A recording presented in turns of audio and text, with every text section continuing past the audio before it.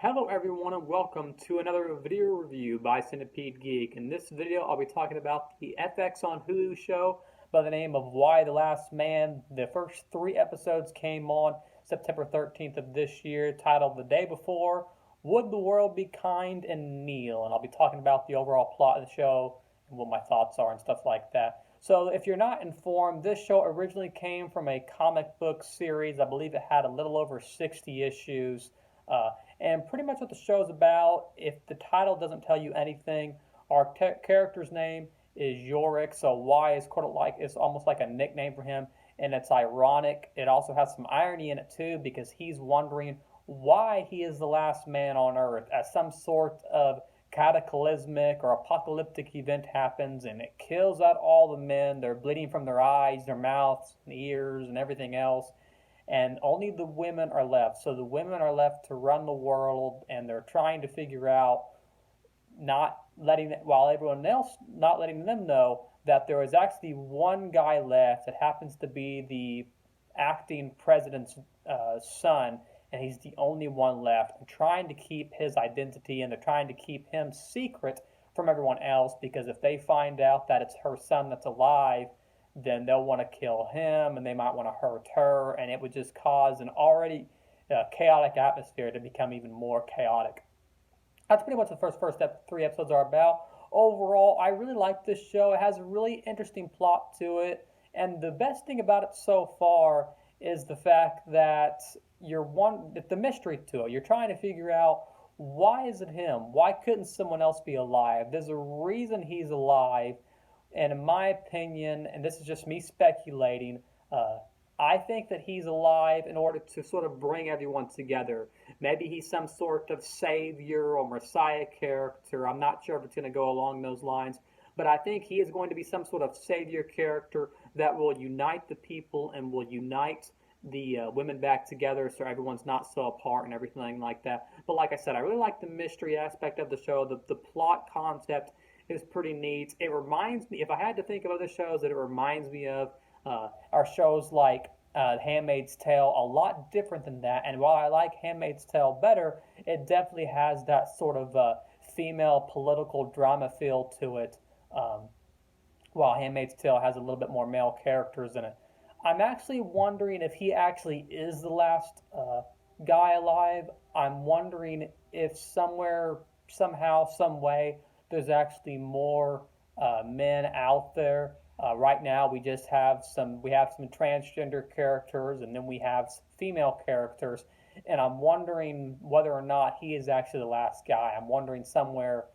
I think there actually might be more men out there. I didn't ever read the comic book series, so I don't know much about that. Besides that, that's where this originally comes from. But I'm thinking maybe there's actually more men out there. The monkey concept is really interesting. He has like this pet monkey, because he's an escape artist, and you see him showing he's teaching a kid how to escape out of a straitjacket in one of the early episodes of the show, one of these first 3 episodes of The Last Man on FX on Hulu.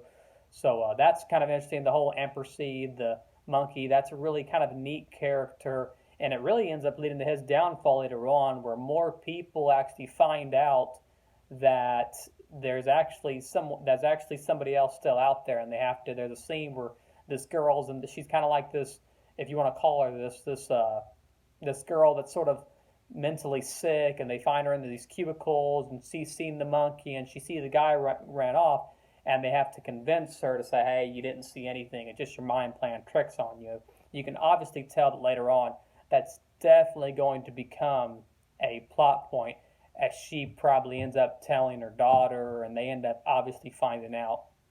One of the things I did not expect about the show is it has a very political feel to it. I thought it would be almost more like a Mad Max sort of tale, as we were given flashbacks of what the world used to be like. But it's crazy to think that while all the men are dead, that all these women are politically trying to keep the world together. I thought it would be much more of a Mad Max scenario where it's post-apocalyptic and the women are trying to kill the guy. I didn't think that politically the situation would be able to last, but sure enough it is.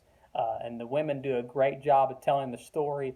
It's really cool to see all these female characters be where sometimes a man might be more often. It's really cool to have a very female-driven show with these female characters running the world. And like I said, we've seen concepts like this before. If you've read the book Sleeping Beauties by Stephen King, then you've seen these very female-centric stories, or if you've watched Handmaid's Tale or read that book, then you would obviously seen that stories like this have been done before, but maybe not executed in the same way that Why the Last Man has. Overall, I'm really enjoying the show. It's pretty neat so far, and I'm most curious about as to why this affected only the men and not the women. Is it some sort of biological terrorism deal, or is it some sort of religious deal? I have no idea. Either way, I think that our main character of Yorick is going to be some sort of savior to unite them, even though that the world might be a better place ran by women. It can't survive without men, and that seems to be kind of the central theme of the show, or at least what certain characters in the show believe, is that even though men have their ways and they're a little more aggressive and hard-minded and violent at times, it seems that for whatever reason they still need men to survive, and that obviously would be probably because of the sperm. And you can kind of see that they're trying to get a hold of some sperm in these first couple of episodes so they can further the human race. But once again, that's my review of Why the Last Man for the first 3 episodes. It airs FX on Hulu, only on Hulu.